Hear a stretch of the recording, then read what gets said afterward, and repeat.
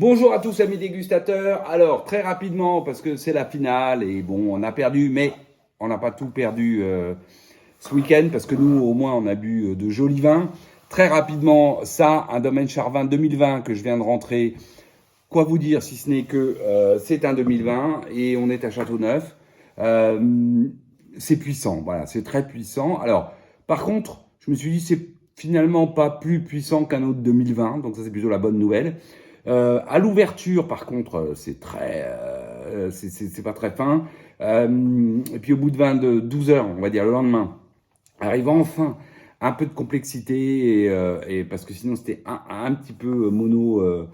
Euh, oui, bref, un peu de complexité arrive le lendemain avec la prune, le cassis, ensuite effectivement des notes fleuries violettes, c'est assez marqué violette, presque syrah, voilà. Coulis de fruits rouges aussi, assez prégnant, finale puissante, ça on voit, à attendre.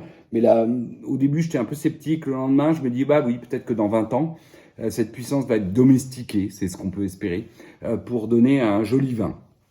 Ensuite, un très joli vin. Aussi, c'était un test, un Volnay 2020, évidemment beaucoup de 2020, de chez Jean-Pierre, du domaine Boyau. Une bombe de fruits à l'ouverture. Alors, certes, c'est pas le Volnay tout en délicatesse. Non, on est sur 2020, c'est un Volnay qui a de la puissance comme tous les 2020. Par contre, c'est une bombe de fruits au départ, plutôt les fruits noirs, hein, cassis, myrtille. Mais ensuite, on a un peu de framboise qui arrive, on a des belles notes, encore un peu du pinot, hein, de ronces, un peu végétal, une pointe aussi réglissée assez belle, une bouche, ah oui, ça on voit, il y a de la matière, mais ça reste quand même assez fin pour un 2020, j'allais dire, parce que pour un Volnay, par contre, c'est costaud, il y a de la structure, voilà, une finale fraîche, mais une longue persistance, c'est très joli.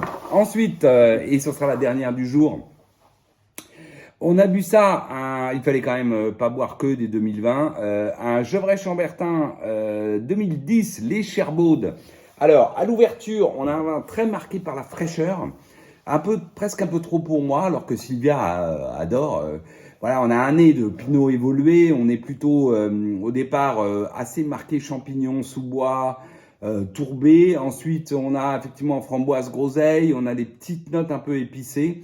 En bouche, c'est droit, c'est frais, c'est tendu. La matière, alors heureusement c'est Cherbourg, donc la matière à un moment prend un peu au bout de quelques heures, prend comment dire, l'espace dans la bouche. Enfin, en gros, ça devient ample, les tanins sont soyeux. Finale fraîche, jolie persistance.